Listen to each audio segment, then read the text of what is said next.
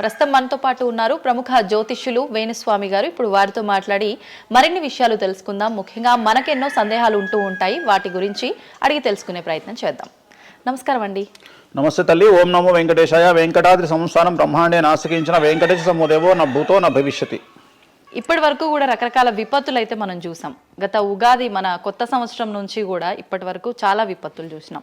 అంటే పంచభూతాల్లో ఒక్కొక్కటి ఒక్కొక్క ప్రళయంగా, అగ్ని ద్వారా కావచ్చు, గాలి ద్వారా కావచ్చు, రకరకాలుగా. ఇప్పుడు ఈ గ్రహాల మార్పుల వల్ల ఏవో రాబోతున్నాయని, మొన్న రీసెంట్గా బ్రహ్మంగారి ఇల్లు కూలింది అని, అంటే ఎక్కడ ఏ మూలన ఏం జరిగినా కూడా దాన్ని ప్రతి ఒక్కదానికి లింక్ చేసి దానివల్ల ఏదో దుష్ప్రభావాలు రాబోతున్నాయి, దీనివల్ల ఇబ్బందులు పడబోతున్నారని చెప్పి చెప్తున్నారు. మరి ఈ 2026 మనమైతే ఉగాది నుంచి చూసుకుంటాం, కానీ ఆంగ్ల నూతన సంవత్సరం రాబోతోంది. దీని ద్వారా మనకు ఉగాది వరకు ఈ మధ్య కాలంలో ఎలా ఉండబోతోంది, గ్రహాలు రాశుల పరంగా చూసుకుంటే, పంచభూతాల పరంగా చూసుకుంటే, తర్వాత మనకి ఈ సంవత్సరం మారిన తర్వాత ఎలా ఉండబోతోంది. సో రాబోతున్నటువంటి సంవత్సరం పేరు కూడా చాలా చాలా చాలా కాంట్రవర్షియల్ నేమ్, పరాభవనామ సంవత్సరము. పరాభవము అంటే ఓటమి, అవమానముతో కూడిన ఓటమి అని అర్థం. పరాభవము దుర్యోధనుడికి మయసభలో జరిగినది పరాభవము. సో అలాంటి పరాభవము ఎవరికి జరుగుతుంది అంటే, ఎవరి జాతకంలోనైతే ఏలినాటి శని ఉందో, 6వ స్థానంలో శని ఉన్నాడో, 8వ స్థానంలో శని ఉన్నాడో, 12వ స్థానంలో గురువు ఉన్నాడో, వాళ్లకు ఈ సంవత్సరం సంచలనాలు ఉండబోతా ఉన్నాయి. అది మేషరాశి కావచ్చు, మీనరాశి కావచ్చు, సింహరాశి కావచ్చు. సో ఇలాంటి వారికి ఈ సంవత్సరం పెను సంచలనాలు ఉండేటువంటి అవకాశాలు ప్రస్ఫుటంగా కనిపిస్తా ఉన్నాయి. సో ఇది ఓవరాల్ గా సంవత్సర ఫలితము. ఇక 12 రాశులకు సంబంధించి ముందుగా మేషరాశి కనుక తీసుకున్నట్లయితే, మేషరాశికి ఈ సంవత్సరము ఏలినాటి శని నడుస్తూ ఉంది. సో ఏలినాటి శని ఒక పక్క గురువు బాగాలేడు, ఒక పక్క రాహు బాగాలేడు, ఒక పక్క కేతు బాగాలేడు. సో ఇలాంటి సందర్భంలో పెను సంచలనాలకు కారణభూతమయ్యేటువంటి అవకాశం ఉంది. సో విద్యార్థులకు ఉత్తీర్ణత శాతం తగ్గుతుంది, కోరుకున్న ప్లేస్మెంట్స్ రావు, వీసా రిజెక్ట్ అయ్యే అవకాశం ఉంది. ఉద్యోగస్తులకు పై అధికారుల వల్ల సమస్యలు ఉంటాయి, ప్రమోషన్లు ఆగిపోతాయి. సో బదిలీలు చాలా దూరంగా బదిలీలు అయ్యే అవకాశం కనిపిస్తూ ఉంది. రాజకీయ నాయకులకు ఫెయిల్యూర్స్ కనిపిస్తూ ఉన్నాయి, ఉన్న పదవులు కోల్పోయే అవకాశం కనిపిస్తుంది, ఎన్నికలలో ఓటమి కనిపిస్తూ ఉంది. రైతులకు మొదటి పంట కంటే రెండవ పంట బాగుండే అవకాశం ఉంది. కళాకారులకు, క్రీడాకారులకు అవకాశాలు తగ్గిపోయి ఆదాయం తగ్గిపోయే అవకాశం ఉంది. స్త్రీలకు సంబంధించి భర్తల మధ్యన గొడవలు అయ్యే అవకాశం ఉంది. అలాగే వ్యాపారస్తులకు, బ్యూరోక్రాట్లకు ఈ సంవత్సరం ఏసీబీ, సిబిఐ, సిఐడి లాంటి కేసులు లేదా ఈడీ కేసులు కనిపిస్తూ ఉన్నాయి. ఈ సంవత్సరం ఓవరాల్గా మేషరాశి వాళ్ళని తీసుకుంటే న్యాయపరమైన ఇబ్బందులు, ఆర్థికపరమైన ఇబ్బందులు, ఆరోగ్యపరమైన ఇబ్బందులు, తండ్రికి సంబంధించిన అపమృత్యు గండము, అలాగే న్యాయపరమైన చిక్కులు, వాహన ప్రమాదాలు, భార్యాభర్తల మధ్యన గొడవలు, ఇవన్నీ మేషరాశి వారికి కనిపిస్తూ ఉన్నాయి. మరి ఏం చేసుకోవాలా అంటే, తిరునల్లా శనీశ్వర ఆలయంలో ప్రత్యేకమైన శని పూజ నిర్వహించుకోవడంతో పాటు నలుపు రంగు దుస్తులకు దూరంగా ఉండడము, నలుపు చెప్పులు, నలుపు వాహనాలకు దూరంగా ఉండడము, లెదర్ వస్తువులకు దూరంగా ఉండడము, నలుపు లెదర్ వస్తువులకు దూరంగా ఉండడం వల్ల సమస్యల నుండి గట్టెక్కుతారు. ఏడాదంతా వీటికి దూరంగా ఉండాలి.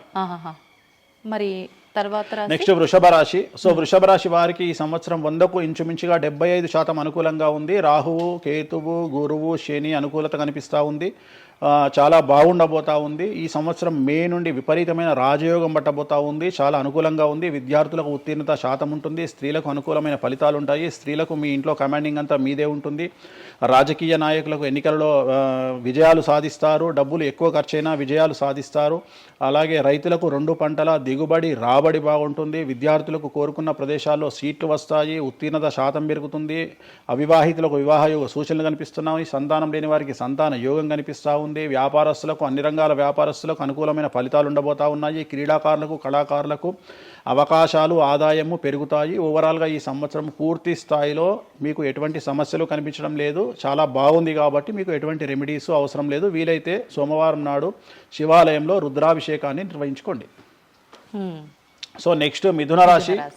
ఈ సంవత్సరం ఏదైనా రాశి 100కు 110% అనుకూలంగా ఉంది అంటే మిథున రాశి. సో గురువు, రాహువు, కేతువు అన్ని గ్రహాలు అనుకూలంగా ఉన్నాయి. పట్టిందల్లా బంగారంగా ఉంటుంది. గురువు అతిచారం వల్ల మీ జాతకం చాలా బాగుండబోతా ఉంది. గత 10 సంవత్సరాల నుండి మీరు పడుతున్నటువంటి కష్టాలన్నీ తొలగిపోయే అవకాశాలు కనిపిస్తూ ఉన్నాయి. సో కొత్త స్పీడ్తో ముందుకు వెళ్ళండి, కొత్త ఆలోచనలు చేయండి, ఎంత గొప్పగా జీవితంలో ముందుకెళ్లాలో ప్లాన్ చేయండి, చాలా గొప్పగా ఆలోచించండి, చిన్నగా ఆలోచన చేయకండి. గురువు విపరీత రాజయోగాన్ని ఇవ్వబోతా ఉన్నాడు. దైవబలం మీకు అనుకూలంగా ఉంది, గురుబలం మీకు అనుకూలంగా ఉంది, శనిబలం మీకు అనుకూలంగా ఉంది. కాబట్టి కొత్త వ్యాపారాలు ప్రారంభించండి. విపరీతమైనటువంటి చాలా గొప్పగా కలలు కనండి. ఆ కళలను సాకారం చేసుకునే దిశగా ప్రయాణం చేయండి. విద్యార్థులకు అనుకూలంగా ఉంది, ఉద్యోగస్తులకు అనుకూలంగా ఉంది, వ్యాపారస్తులకు అనుకూలంగా ఉంది, రైతులకు 2 పంటలు అనుకూలంగా ఉంది. సో ప్రతి వాళ్ళు చెరువులు, తర్వాత చేపల చెరువులు, రొయ్యల చెరువులు పండించే వాళ్ళకు అనుకూలంగా ఉంది, పౌల్ట్రీ ఫామ్ వాళ్ళకు అనుకూలంగా ఉంది, రాజకీయ రంగం వారికి అనుకూలంగా ప్రజల్లో మంచి మార్పులు కనిపిస్తూ ఉన్నాయి. స్త్రీలకు మీదే కమాండింగ్గా ఉంటుంది, కుటుంబంలో మీరు ఏం చెప్తే అది జరిగేటువంటి అవకాశాలు కనిపిస్తూ ఉన్నాయి. సో మిథున రాశి వారికి పూర్తి స్థాయిలో అనుకూలంగా ఉంది. ఎటువంటి రెమెడీస్, ఎటువంటి పూజలు అవసరం లేదు. అద్భుతమైతే వీళ్ళది.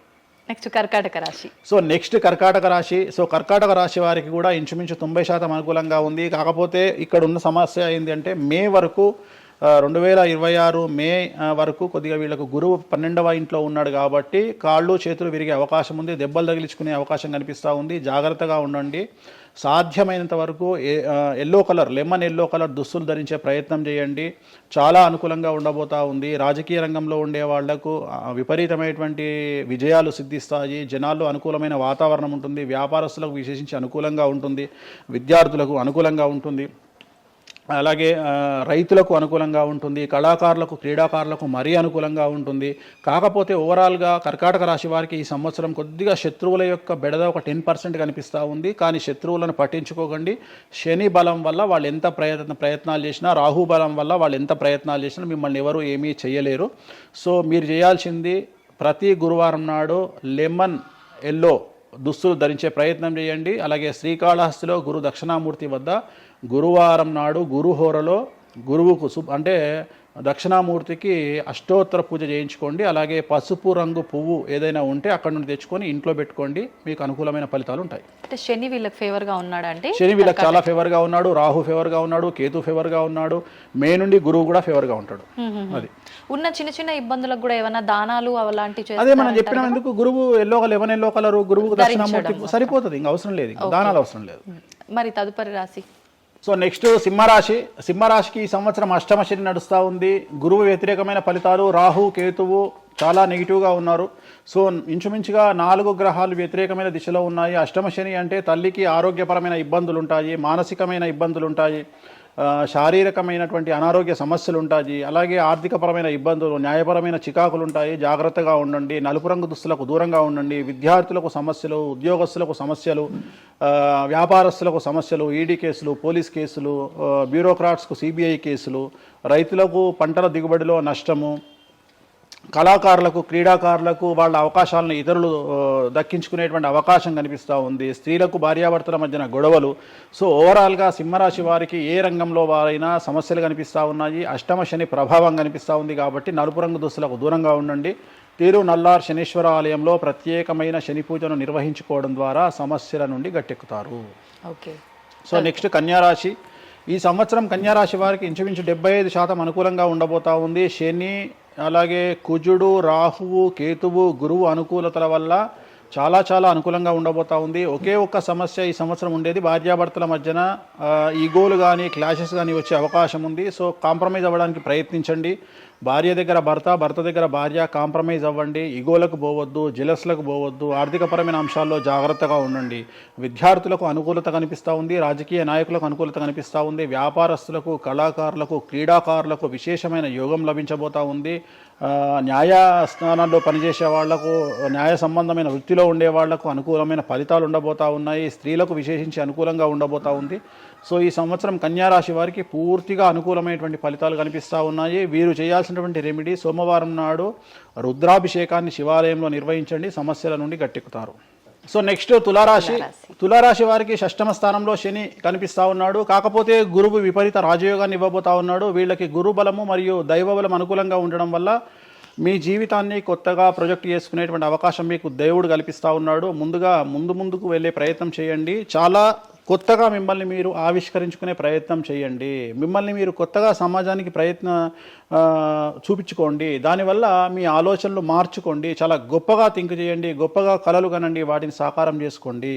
గురువు అనుకూలంగా ఉన్నాడు. కాకపోతే కుటుంబంలో పెను సంచలనం జరిగే అవకాశం కనిపిస్తూ ఉంది. 6వ స్థానము భాగ్యానికి మరియు శత్రుత్వానికి కారకుడు కాబట్టి శని వల్ల సంచలనం జరిగే అవకాశం ఉంది. విద్యార్థులు, ఉద్యోగస్తులు, వ్యాపారస్తులు, కళాకారులు, క్రీడాకారులు, రైతులు, అలాగే రాజకీయ నాయకులు ఎవరైనా సరే వాళ్ళ జీవితంలో ఏదో ఒక పెను సంచలనం జరిగే అవకాశం కనిపిస్తూ ఉంది. నలుపు రంగు దుస్తులకు దూరంగా ఉండండి. తిరునల్లార్ శనీశ్వర ఆలయంలో ప్రత్యేకమైన శని పూజ నిర్వహించడం ద్వారా సమస్యల నుండి బయటపడతారు. నెక్స్ట్ వృశ్చిక రాశి వారికి అర్ధాష్టమ శని వెళ్ళిపోయింది. శని గురువులు అనుకూలంగా ఉన్నారు, రాహు కేతువులు అనుకూలంగా ఉన్నారు. కళాకారులు, క్రీడాకారులు, ఉద్యోగస్తులు, విద్యార్థులు, వ్యాపారస్తులు, రైతులు, రాజకీయ నాయకులు, స్త్రీలు, అన్ని రంగాల వారికి పూర్తిగా 100కి 100% అనుకూలంగా ఉన్నటువంటి రాశి వృశ్చిక రాశి. పూర్తి స్థాయిలో విశాఖ 4, అనురాధ 1, 2, 3, 4, జ్యేష్ఠ 1, 2, 3, 4, 9 పాదాల వారికి విశేషించి రాజయోగంగా భావించాల్సి ఉంటుంది. మే వరకు విపరీత రాజయోగం కనిపిస్తూ ఉంది. మే తదుపరి కూడా అనుకూలమైన ఫలితాలను పొందుతారు. కాబట్టి వీరికి ఎటువంటి రెమెడీసు, ఎటువంటి పూజలు అవసరం లేదు. చాలా గొప్పగా కళలు కనండి, మీకున్నటువంటి కళలను సాకారం చేసుకోండి, మీకు ఎటువంటి రెమెడీస్ కూడా అవసరం లేదు. నెక్స్ట్ ధనుసు రాశి వారికి అర్ధాష్టమ శని నడుస్తూ ఉంది. అర్ధాష్టమ శని అనేటువంటిది డబ్బులను అధికంగా ఇచ్చి ఆ డబ్బుల ద్వారా సమస్యలు తెచ్చేటువంటి ఒక పరిస్థితి. అంటే డబ్బులు లేకపోతేనే సమస్యలు అంటారా? డబ్బులు ఉంటే కూడా సమస్యలు. డబ్బులు ఉన్నప్పుడు వాటిని మనం ఖర్చు చేసే విధానంలో సమస్యలు, వాటిని మనం ఎలా సమాజంలో ఖర్చు పెట్టబోతున్నామనే సమస్యలు ఏర్పడేటువంటి అవకాశం ఉంది. కాబట్టి మీరు ఇన్వెస్ట్మెంట్ చేయడంలో కానీ, అప్పులు ఇవ్వడంలో కానీ, ఎవరికైనా అప్పులు ఇవ్వడంలో కానీ, చిట్టీలు వేయడంలో కానీ, సహాయం చేయబోయేటప్పుడు కానీ జాగ్రత్తలు తీసుకోండి. ఎటువంటి పరిస్థితుల్లోనూ డబ్బులు ఎవరికి ఇవ్వవద్దు. సో ధనుస్సు రాశి వారికి డబ్బు పరంగా సమస్యలు ఏర్పడే అవకాశం ఉంది. రాక డబ్బులు వచ్చినాయి కాబట్టి తీసుకెళ్ళి వేరే వాళ్ళకి ఇచ్చి మోసపోయే అవకాశాలు కనిపిస్తూ ఉన్నాయి. ఈ ఒక్క విషయంలో ధనుసు రాశి వాళ్ళు జాగ్రత్తలు తీసుకుంటే విద్యార్థులకు, ఉద్యోగస్తులకు, కళాకారులకు, క్రీడాకారులకు, రాజకీయ నాయకులకు, స్త్రీలకు, వ్యాపారస్తులకు, రైతులకు, అన్ని రంగాల వారికి ఈ సంవత్సరం అనుకూలంగా ఉంటుంది. ఓన్లీ మీరు చేయాల్సిన రెమెడీ నలుపు రంగు దుస్తులకు దూరంగా ఉండండి. తిరునల్లార్ శనీశ్వర ఆలయంలో ప్రత్యేకమైన శని పూజ నిర్వహించడం ద్వారా సమస్యల నుండి గట్టెక్కుతారు. నెక్స్ట్ మకర రాశి వారికి ఈ సంవత్సరం చాలా అనుకూలంగా ఉంది. ఈ సంవత్సరం అండర్లైన్ చేయాల్సిన విషయం ఏమిటంటే మకర రాశి వారికి భార్యాభర్తల మధ్యన గ్యాప్ ఏర్పడేటువంటి అవకాశం ఉంది. గొడవలు వచ్చే అవకాశం ఉంది. ఈగోస్ వల్ల కానీ వేటి వల్ల అయినా సమస్యలు వచ్చే అవకాశం ఉంది. అది కాకుండా విద్యార్థులకు అనుకూలతలు ఉంటాయి, ఉద్యోగస్తులకు అనుకూలతలు ఉంటాయి, రైతులకు 2 పంటల దిగుబడి రాబడి ఉంటుంది. అలాగే రాజకీయ నాయకులకు సమాజంలో మంచి పేరు ప్రఖ్యాతులతో పాటు పదవులు సిద్ధిస్తాయి.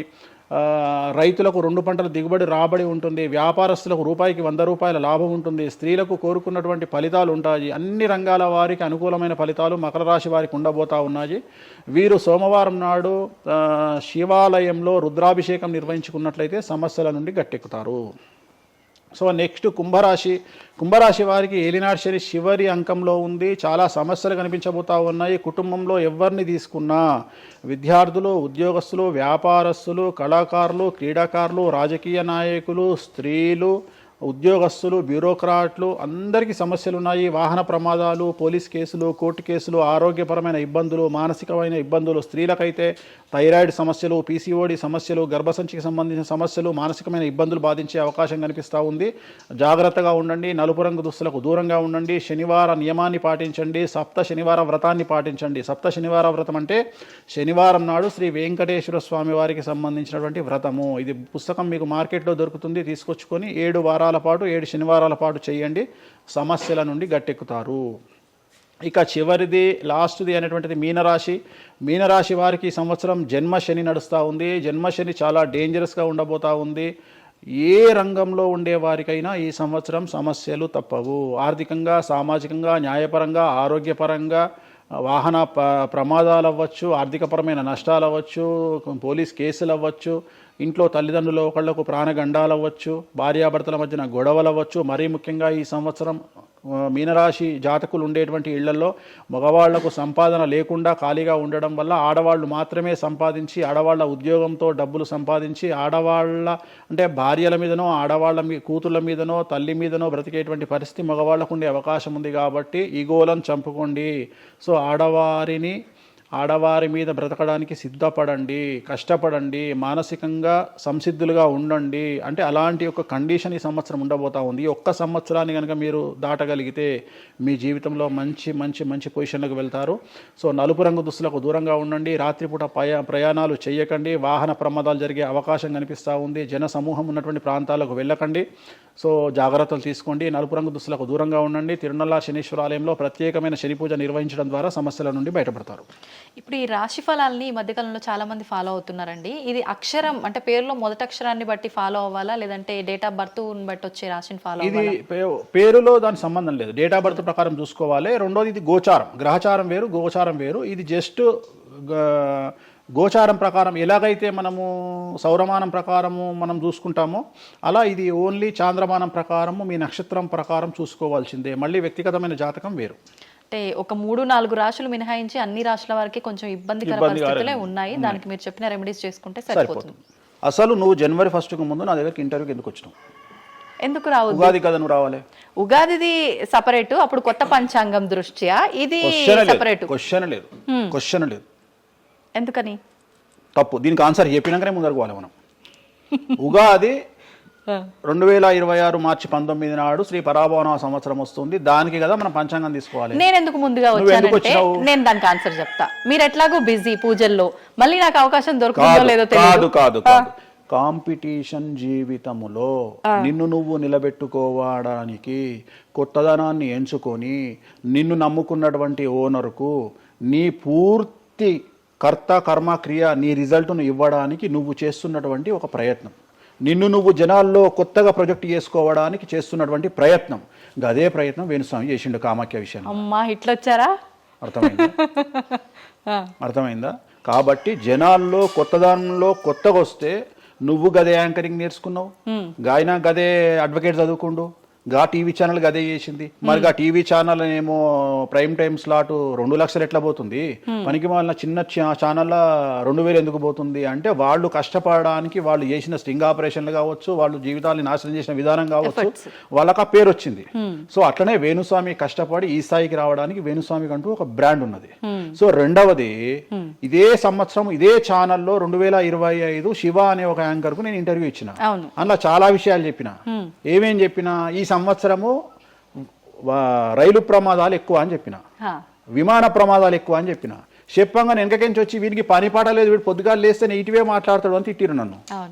మరి అయినప్పుడు ఒక్కడన్నా పెట్టడేంద్రా? పెట్టాలే కదా. ఎందుకు పెట్టారు అంటే చివరికి జ్యోతిష్యం చెప్పుకునే స్వేచ్ఛ కూడా మా బొందకు లేకుండా చేసిరు.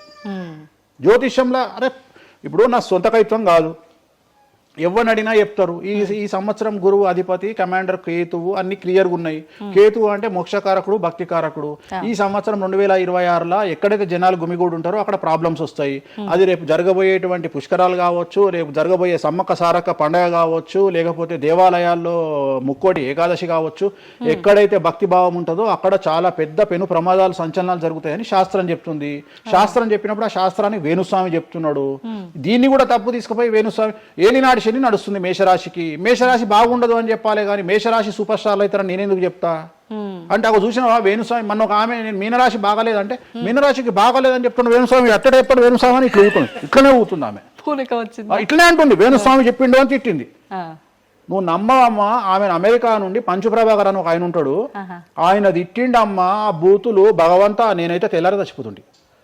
అంటే వాళ్ళిద్దరికి ఫైటింగ్ జరిగి గదే మీనరాశి అని చెప్తున్నాను నేను. ఆమె మీనరాశి అంట, గదే మీనరాశి అంటున్నాను. అంటే నేను చెప్పేది అదే. నేను చెప్పేది ఫస్ట్ శనీశ్వరుడు కాదు, శనేశ్వరుడు. శనీశ్వరుడు అని ఎందుకు వచ్చింది అంటే, ఒకరోజు శని శంకరుడు ఇద్దరు కలిసినప్పుడు శంకరుడు శనిని అడుగుతాడు, ఏందా నేను చూస్తే పెద్ద అందరు భయపడుతున్నారు, చాలా పెద్ద పెద్ద వాళ్ళు భయపడుతున్నారు, నువ్వు తోపు తురుమట కదా అంటాడు. అంటే నేను తోపు తురుమా కాదా, రేపు చెప్తా నీ సంగతి అంటాడు. ఎవరు శని ఈశ్వరుని అంటాడు. అంటే ఏంది అంటే, రేపు నీ టైం వచ్చింది నీ సంగతి ఏందో చెప్తా అంటాడు.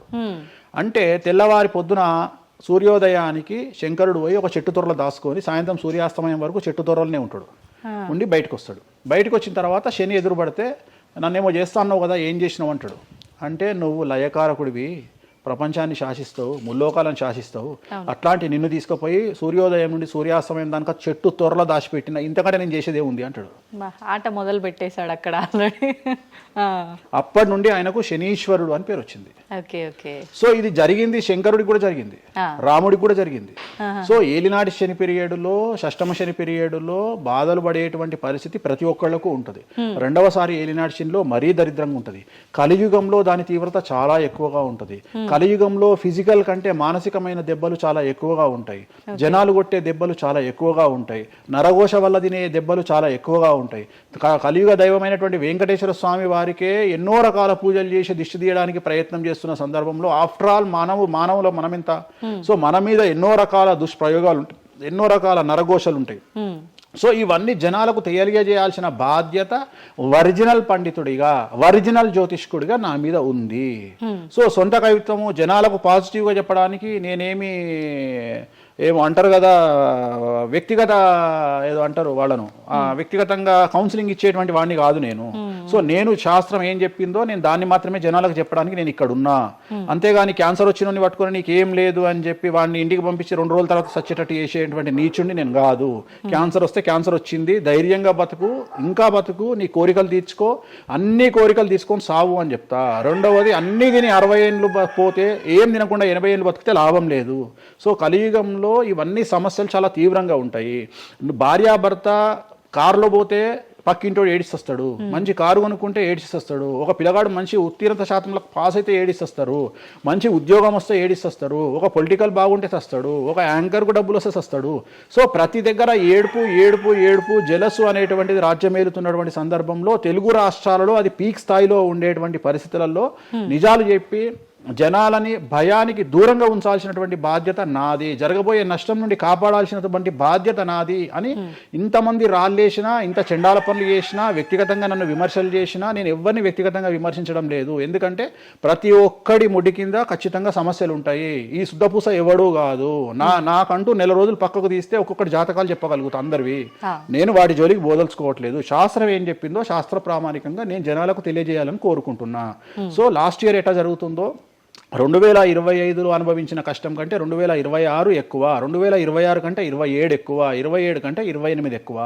2025 నుండి 28 వరకు సమాజంలో ప్రకృతిలో జరిగే సంఘటనల తీవ్రత చాలా ఎక్కువగా ఉండబోతా ఉంది. ప్రకృతి పరంగా, సామాజికంగా, అగ్ని ప్రమాదాల పరంగా, వాహన ప్రయాణాల ప్రమాదంగా చాలా రకాల సమస్యలు ఈ సంవత్సరం ఉండబోతున్నాయి. ఓకే.